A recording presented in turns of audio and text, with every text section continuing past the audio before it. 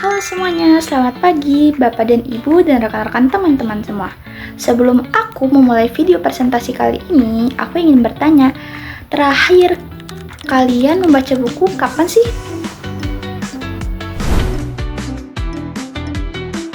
Nah, jadi di video kali ini aku ingin mengajak kepada teman-teman semua untuk melihat situasi serta kondisi kegiatan komunitas yang ada di Jakarta untuk menghidupkan kembali budaya literasi di era masyarakat digital saat ini. Melalui video dokumentasi serta hasil observasi yang kami tampilkan, kita akan melihat langsung bagaimana situasi serta kondisi yang ada di kegiatan tersebut. Langsung saja yuk ke kelompok 10. Dan temanku ada Alfonsus, ada Asadina, Syarefa, serta aku sendiri, Lutfia. Dalam video kali ini, aku ingin membahas 4 bagian dalam makalah tersebut dalam bab 1, bab 2, bab 3, serta bab 4. Di bab 1, aku ingin membahas pendahuluan, latar belakang, rumusan masalah, serta tujuan. Literasi bukan hanya sekadar membaca ataupun menulis, tetapi juga bagaimana pemikiran seseorang untuk lebih kritis dan lebih melek terhadap sebuah informasi. Kemampuan literasi ini sangat penting di era digital saat ini, karena dapat manusia untuk menganalisis sebuah informasi, mencari informasi, dan lain sebagainya. Di revolusi 4.0, semua informasi itu dibuat secara lebih real time, kapan saja kita bisa temukan, di mana saja bisa kita temukan, menurut Naufal 2020.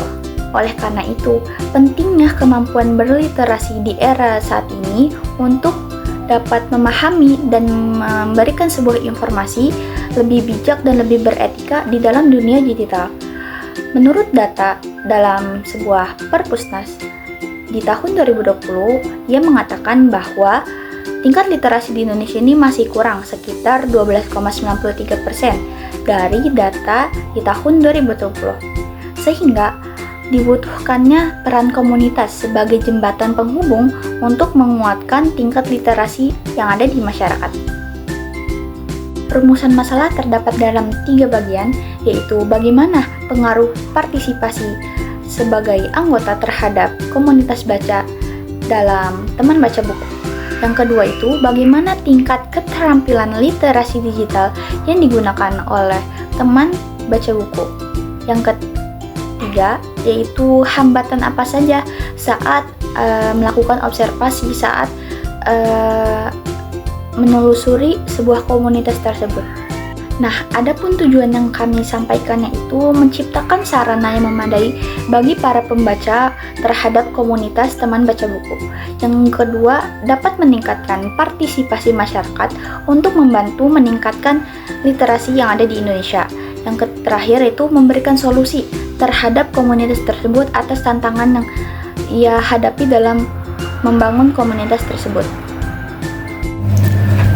Baik, saya Alfonsus Fris akan menjelaskan tentang teori relevan, yaitu studi literatur dalam observasi komunitas teman baca buku berpusat pada 3 pilar. Yang pertama itu adalah komunitas praktik, digunakan untuk menganalisis bagaimana anggota komunitas berbagi identitas dan mengembangkan praktik bersama secara berkelanjutan.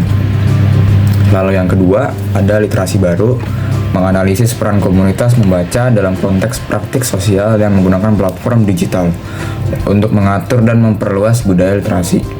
Dan yang terakhir ketiga yaitu agen perubahan sosial, menyoroti fungsi komunitas sebagai wadah strategis untuk meningkatkan minat baca dan menyediakan lingkungan literasi yang kondusif di masyarakat.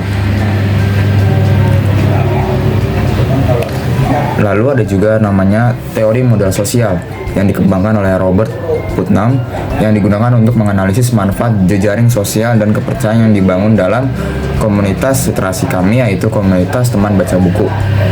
Nah, modal ini mengacu terhadap beberapa elemen. Yang pertama ada kepercayaan, yaitu keyakinan antar anggota. Yang kedua ada norma, aturan perilaku bersama. Ketiga ada jejaring atau network, hubungan antar anggota. Yang keempat ada ikatan dan jembatan. Lalu kita lanjut ke bab ketiga, hasil dan metode rancang bangun. Yang pertama ada hasil observasi. Kami melaksanakan observasi di 2 lokasi yang berbeda. Yang pertama di tanggal 16 November 2025 yang berlokasi di Taman Anggrek, kawasan GBK di jam 3 sampai jam 5, dan kegiatan ini merupakan kegiatan reguler yang dilaksanakan oleh komunitas teman baca buku. Yang kedua di tanggal 30 November 2025 yang berlokasi di Tebet Eco Park dan dilaksanakan pada jam 10 sampai jam 12. Kegiatan ini berkolaborasi dengan satu komunitas yaitu Perkatalip. Pelaksanaan kegiatan yang pertama ini dilaksanakan pada hari Minggu 16 November 2025 di Taman Anggrek GBK yang dihadiri sekitar 30 peserta, dan mayoritas peserta ini merupakan pembaca atau anggota rutin yang sering mengikuti kegiatan di komunitas teman baca buku. Dan ini lokasinya berada di outdoor di taman, beralaskan tikar, dan peserta itu mulai berdatangan sekitar pukul 3:05 dan jam 3:10 acara itu dimulai. Lalu sesi ini berjalan hingga pukul 16:40 dan digantikan oleh diskusi bersama, dan kegiatan ditutup pada jam 5, diakhiri dengan sesi foto bersama dan membersihkan area. Lalu yang kegiatan kedua ini dilaksanakan di tanggal 30 November 2025 di Tebet Eco Park dan berkolaborasi dengan komunitas Perkatalip yang juga dihadiri sekitar 30 peserta. Kegiatan ini dimulai dari tahapan persiapan area baca, lalu panitia memasang alas tikar dan banner display untuk memberitahu titik area baca.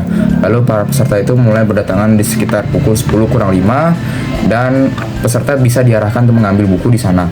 Lalu acara dimulai pada pukul 10:05 dan terdapat faktor tantangan utama yang dihadapi oleh komunitas, yaitu cuaca berubah menjadi mendung di pukul 11:20 dan panitia segera berganti tempat ke tempat yang teduh.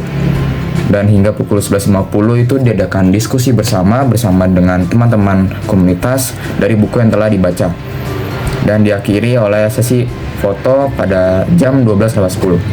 Selanjutnya saya Syarifah Nursyafriandi ingin membahas mengenai pembahasan berdasarkan hasil pengamatan observasi pada kedua tim di kegiatan yang berbeda. Kami mengamati bahwa komunitas teman baca buku dan Perkata merupakan program yang efektif dalam meningkatkan minat baca dan kemampuan literasi di masyarakat. Dalam kedua kegiatan tersebut menunjukkan bahwa di era digital masih banyak orang yang gemar untuk membaca, yang dapat dilihat dari persentase kehadiran peserta setiap acara. Melalui sesi acara diskusi dapat membangun kemampuan pemahaman berpikir kritis seseorang dalam mengaitkan isi bacaan dalam kehidupan nyata. Komunitas baca yang dilaksanakan secara terbuka memiliki dampak positif dari perubahan perilaku literasi pada masyarakat. Baik, di sini ada faktor pendukung. Yang pertama, kolaborasi antara komunitas yang memberikan keuntungan bagi masing-masing komunitasnya. Adanya sesi sharing book dan mini storytelling. Hal ini memberikan dampak langsung dari kolaborasi karena meluas jangkauan audiens. Kedua, free registration. Kegiatan yang dilakukan tanpa memungut biaya sedikit pun memberikan kemudahan bagi siapa saja untuk mengikuti kegiatan ini. Yang ketiga, ada pemanfaatan media sosial untuk mempromosikan kegiatan menjadi faktor pendukung untuk menarik para peserta. Baik, yang kedua ada faktor penghambat dan tantangan. Yang pertama, ketergantungan cuaca merupakan sebuah tantangan nyata untuk kegiatan outdoor. Mengalami resiko cuaca yang tidak dapat diprediksi sepenuhnya. Kedua, beberapa tempat taman di Jakarta tidak memperbolehkan diakses untuk banyak orang. Dan yang terakhir, keterbatasan registration. Kegiatan observasi ini, kami melihat bahwa kedua komunitas belum memiliki tools digital yang sesuai untuk mendukung operasional kegiatan. Baik, yang kami lihat dari tantangan yang dihadapi oleh kedua komunitas, kami menawarkan beberapa solusi. Yang pertama, pihak komunitas dapat menyediakan tenda lipat kecil atau flysheet yang mudah untuk dibawa dan dipasang sehingga ketika sudah ada tanda rintik hujan dapat dipasang dengan mudah.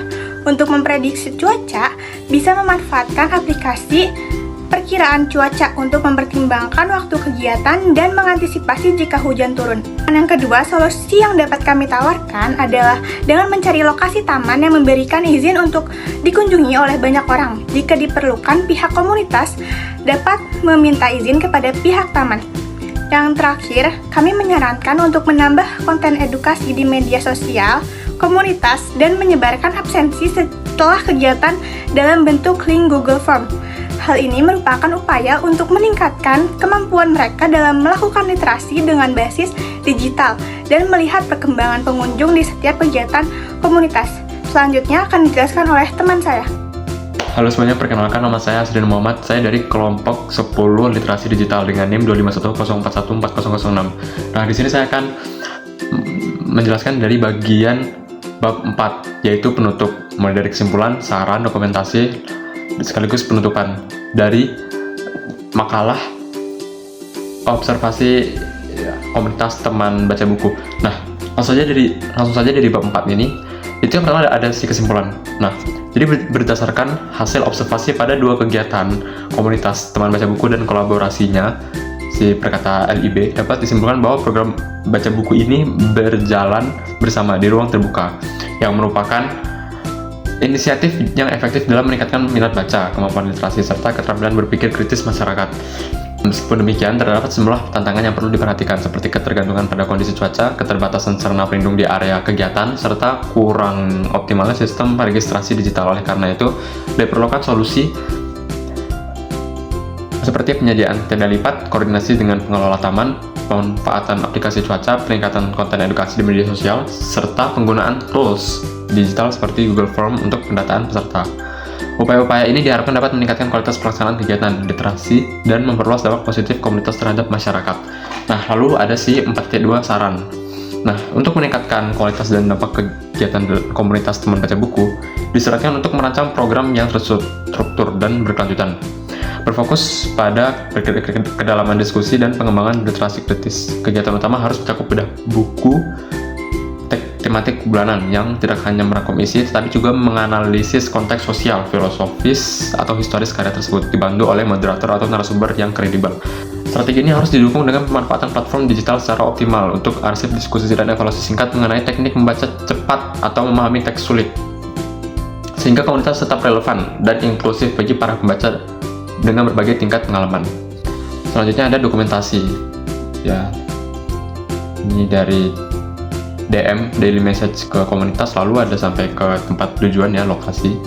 Nah ya, mungkin cukup sekian lah dari kelompok 10 literasi digital. Mohon maaf bila salah. Sekian dan terima kasih.